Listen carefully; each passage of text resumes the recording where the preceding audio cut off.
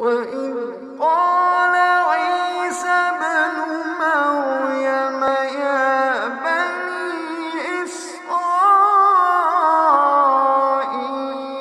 إني رسول الله إليكم